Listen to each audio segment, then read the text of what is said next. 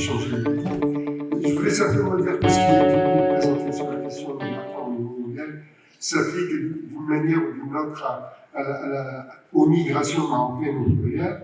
Nous avons aujourd'hui plus d'un siècle, puisque les problématiques de l'immigration sont actuelles, elles sont dans l'actualité, mais en même temps, elles sont inscrites dans une histoire très longue qu'il faut tout le temps rappeler. Les migrations marocaines comptent en plus d'un siècle aujourd'hui. Les premiers migrants marocains sont partis au milieu du XIXe siècle vers l'Algérie coloniale et ont permis, avec la migration andalouse, la colonisation et la mise en valeur de l'Oranie.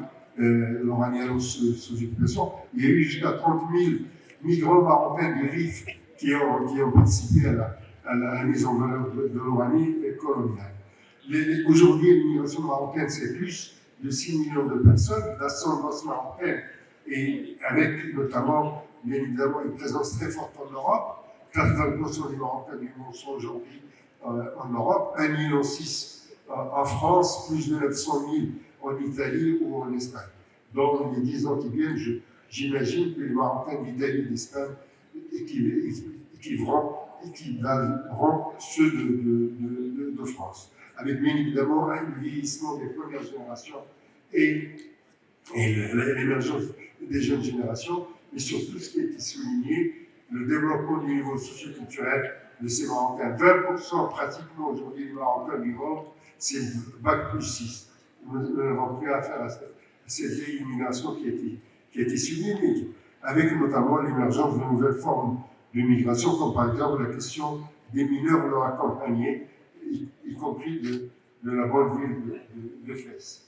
Alors, il y a aussi plusieurs dynamiques qui sont à l'œuvre, la féminisation, ça a été souligné. Un migrant marocain un Marocain du monde aujourd'hui sur deux est une femme, et bien évidemment le maintien d'un lien très très fort au pays, tout en constatant une dynamique d'enracinement, le terme que je préfère à celui d'intégration, d'enracinement dans les pays de résidence. Aujourd'hui, par exemple, sur le plan, s'il y avait une sorte de symbole de tournant dans ces dynamiques d'enracinement, de mon point de vue, c'est déjà 2007, la campagne électorale en France, avec Ségolène Royal s'opposant à Nicolas Sarkozy, et les deux porte-paroles des deux candidats sont deux jeunes filles d'ascendance marocaine.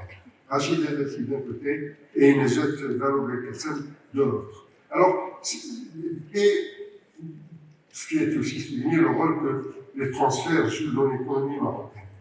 Alors, qu'est-ce que je pourrais dire très rapidement hein. Ce qui est marquant, me semble-t-il, aujourd'hui, c'est cette dualité dans les discours des pays du Nord. On a d'un côté une surpolitisation, une surmédiatisation de la question migratoire, qui est devenue quasi générale au niveau international, et en même temps une compétition acharnée pour les talents et les compétences.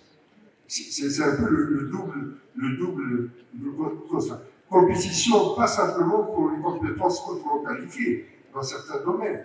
Lorsque vous voyez, par exemple, la compétition qu'il y a en ce moment pour capter les médecins ou les infirmiers ou tout ce qui concerne le terre, il y a une véritable compétition acharnée, mais aussi dans des secteurs comme l'agriculture, la restauration, le bâtiment, etc. Donc, discours de rejet d'un côté et politique de la captation.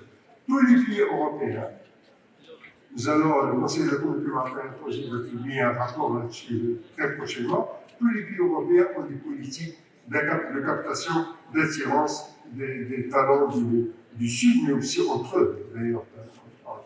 Donc, on a ce double discours. Et l'autre idée forte de son discours,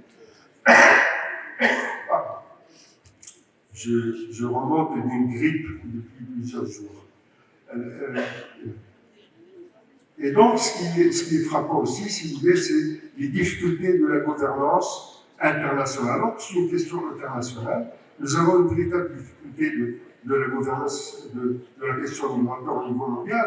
Alors, le cadre qui relève du droit international des droits de l'homme, c'est-à-dire la Convention des Nations Unies sur les travailleurs migrants et leurs familles, qui est le texte qui relève du noyau dur du droit international des droits de l'homme. Il est signé, ratifié à ce jour que par des pays du Sud. Aucun pays du Nord, aucun pays démocratique du Nord n'a signé et ratifié le principal instrument de protection des droits des travailleurs immigrés au niveau mondial. Ce sont les pays du Sud qui l'ont signé et ratifié. Le Maroc a été un des tout premiers à le signer d'ailleurs. Deuxième texte qui ne relève pas du droit international, mais qui est tout de même une avancée réelle, qui est le pacte de Marrakech de décembre 2018. Vous devez vous rappeler les difficultés de son adoption, y compris le Maroc et la Suisse, c'était les pays qui étaient leaders au niveau des Nations Unies pour l'élaborer et le faire adopter. La Suisse s'est retirée. N'est pas venu participer à la conférence de Marrakech, alors que c'était un des pays chargés d'élaborer un texte international de gouvernance et de gouvernance de la question migratoire. Il y a ce qu'on remarque, c'est l'émergence au niveau régional d'un certain nombre de textes qui peuvent aider à une meilleure gestion de la question migratoire. Donc je disais qu'il y a l'émergence de certains textes au niveau international, comme par exemple l'agenda africain pour l'immigration, qui date aussi de 2018, et que Salvatore le roi du Maroc avait proposé à l'Union africaine, et bien évidemment, par exemple, dans un autre sens, le pacte européen sur l'asile et la migration, qui a été adopté mais qui n'est pas encore entré en vigueur, mais il n'est même pas encore entré en vigueur qu'on pense déjà, c'était une des déclarations de Mme van der Leyen récemment, il y a déjà l'avance de l'adoption européenne d'un nouveau texte encore plus dur que qu'un pacte qui n'est même pas encore entré en vigueur. Et donc on est au niveau, dans certaines régions, d'une sorte d'inflation juridique qui va toujours dans le sens justement de réduire les droits des migrants et de renforcer les politiques de contrôle. Alors on est dans cette situation avec là aussi, me semble-t-il, et c'est sur ma conclusion, nous avons d'évidence besoin, ce qui est le titre un peu de cette table ronde, d'une gouvernance partagée, d'une gouvernance responsable, démocratique, conforme au droit international des droits de l'homme de la question migratoire.